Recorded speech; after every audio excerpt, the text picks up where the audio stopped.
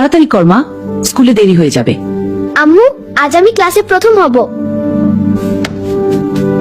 পাশের ফ্ল্যাটের ভাড়াটিয়া সোহেল রানা বাইরে স্বাভাবিক হলো মানুষ মনে হলেও। রামেসা, এদিকে আসো, তোমার জন্য চকলেট রেখেছি। সত্যি আঙ্কেল? সরল বিশ্বাসে ছোট্ট রামিসা সেই ফ্ল্যাটের ভিতরে ঢুকে পড়ে। রামিসা, এদিকে আসো, তোমার জন্য চকলেট রেখেছি। সত্যি আঙ্কেল? সে জানতো না সামনে অপেক্ষা করছে ভয়ঙ্কর কিছু।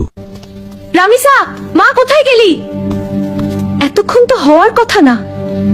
দরজার সামনে মেয়ের জুতা দেখে মায়ের বুক হঠাৎ কেঁপে উঠে, তার মনে ভয় ঢুকে যায়। দরজা খুলেন, আমার মেয়েটা ভিতরে আছে। দরজা খুলেন, আমার মেয়েটা ভিতরে আছে। দয়া করে দরজা খুলেন। বাইরে মায়ের চিৎকার শুনে আতঙ্কে কাঁপতে থাকে ঘাতক।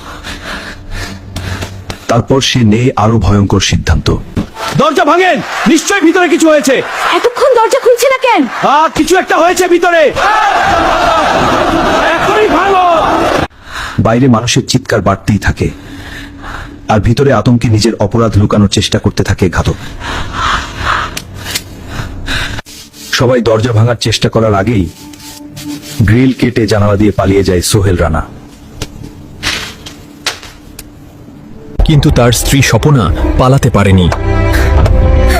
জনতা তাকে আটকে পুলিশের হাতে তুলে দেয়। কেউ কিছু স্পর্শ করবেন না, পুরো ফ্ল্যাট তল্লাশি করা হবে। প্রযুক্তির সহায়তায় মাত্র 10 ঘন্টার মধ্যেই নারায়ণগঞ্জ থেকে ধরা পড়ে প্রধান আসামি।